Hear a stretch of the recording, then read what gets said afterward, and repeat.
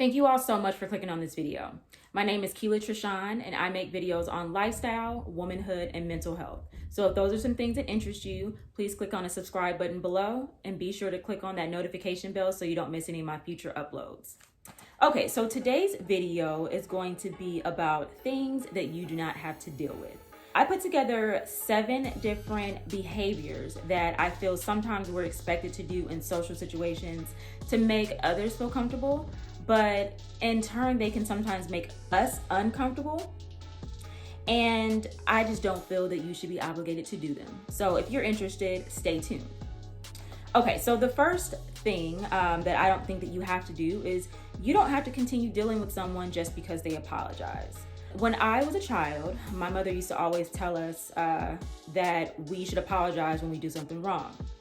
She also said that when you apologize, if that person that you apologize to does not want to deal with you after, that is a risk that you take when you do something wrong.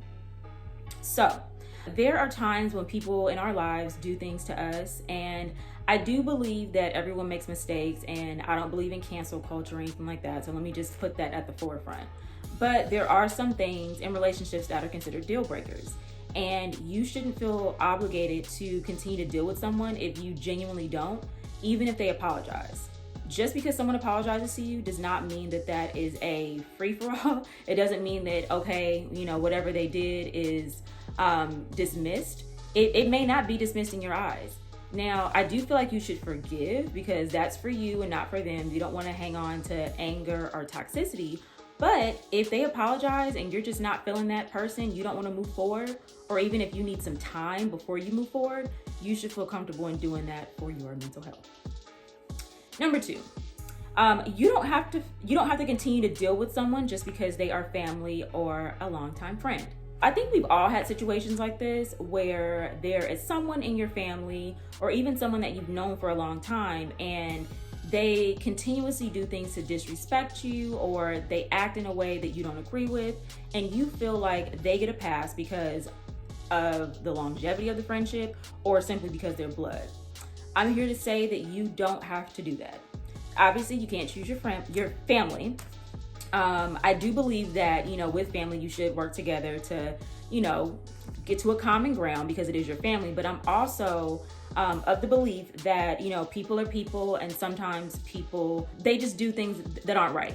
And it's not our jobs to change people, but it is our job to protect ourselves. And so you can love someone from afar. Just because you don't deal with them doesn't mean that you don't love them or you wish them ill. It just simply means that you love yourself enough to take yourself out of situations so they can either work on themselves or so you can just simply protect your mental health.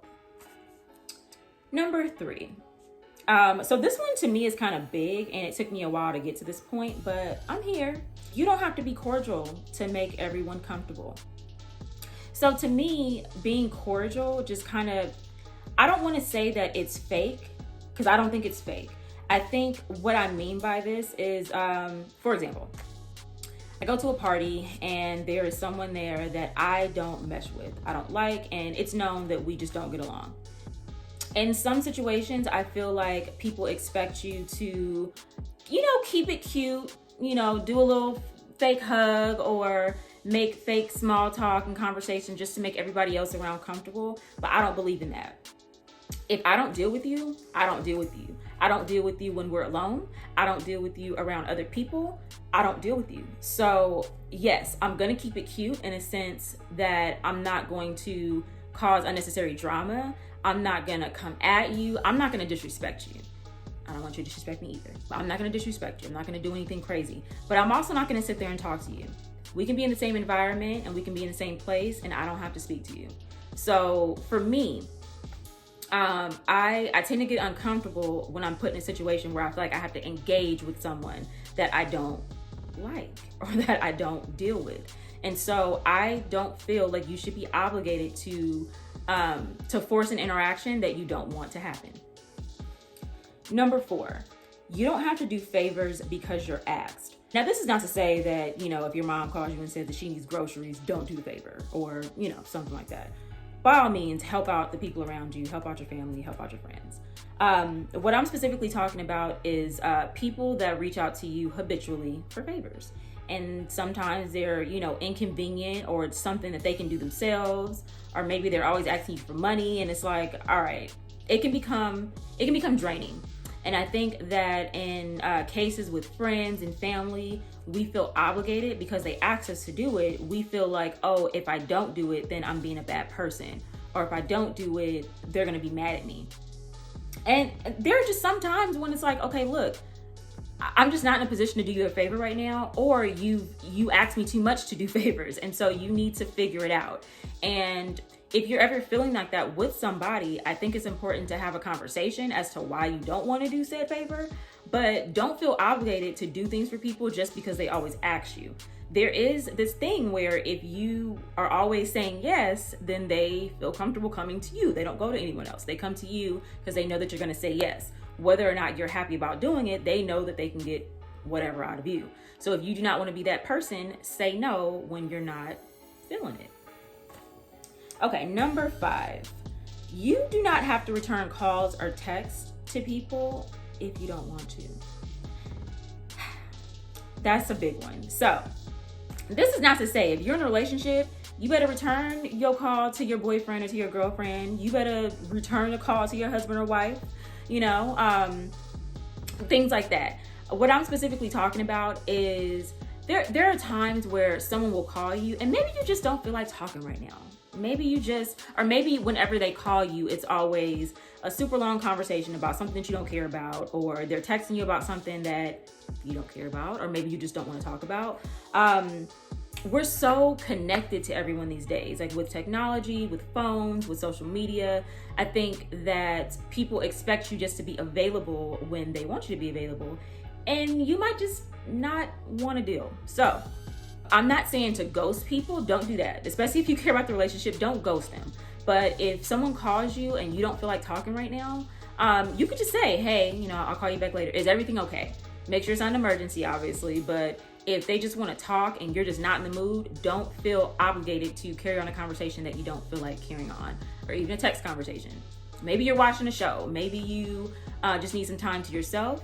Or maybe you just simply don't want to talk to that person. Whatever the case is, just feel confident in not having to just be available at everyone else's beck and call.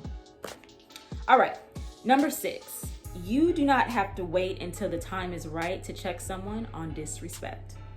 What I mean, I've been in situations where someone has blatantly disrespected me, and because of the setting we were in, I'm like, okay, let me wait until this time to check it. Or maybe I don't check it at all because I don't want to start a confrontation or something. Remember this: there's never a good time for disrespect, but there's always a good time to check the disrespect. So when someone disrespects you in that moment, and obviously if it's possible, check them right then and there. Now, depending on who we're talking about, like, I'm not saying to disrespect that person back, but there's no harm in letting someone know, hey, that didn't make me feel good, or hey, that was kind of disrespectful, or clarifying. Maybe they didn't mean to be disrespectful. Ask them, hey, hold on, what did you mean by that? I took it as A, B, and C. Don't be afraid to tell someone that whatever they said or did made you feel a certain way. You deserve respect just as much as the next person, so don't put it off checking that and making sure that you guys are on the same page. You show people how to treat you. So do that in the moment, as close to the incident as possible, so it doesn't get lost. The worst thing to do, I think, is to bring up something weeks later, like, hey, I didn't like this. Because a lot of times people are like, okay, well, why didn't you say anything then? Or they start to kind of dismiss, and you don't want that. If you feel disrespected, address it with that person right away. And also, you don't want it to fester. You don't want to harbor ill feelings towards that person if they didn't mean disrespect. Just clear it up right then and there and move on. All right, so the last thing I'm going to talk about, and it kind of just ties all this together, but you don't have to feel bad for protecting or removing yourself from situations that don't serve you. So this could be family, this could be friends, this could be a neighborhood, this could be a job, any person or situation that does not serve you, that is not good for your mental health. Be comfortable in taking a step back and saying, hey, you know what? I don't know if this is for me. It's not to say that you will dismiss said person forever, but if there is something about a situation that is not serving you or that makes you feel a certain way, be sure to address that and don't be afraid to change the situation so then you can protect yourself. Remember, love yourself enough to remove yourself from situations that don't make you feel good. Okay, so that is all I have for today. I wasn't trying to get heavy or anything, but I do feel like we are in a time where there is a lot of change going on and we're having a lot of tough conversations. A lot of the situations that I talked about, I feel like are things that have just been kind of passed on throughout the generations. And if we continue to do things because that's just how they've always been done, we'll never grow. So mental health is a big thing right now. I think that we are having more conversations and it's not as taboo. So just consider these things. Like, make sure that whatever situation you're going into, you're thinking about yourself first. Obviously, think about others. Like, you don't want to be that toxic person for other people, but just make sure that if you are in situations and you're feeling funny, if you are feeling like it's not serving you, be sure to just kind of look at everything and do what you can to protect yourself.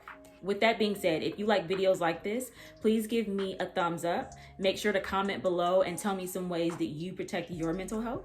As I said earlier, please subscribe and click on the notification bell so you don't miss any of my future videos. And I will see you next time. Bye.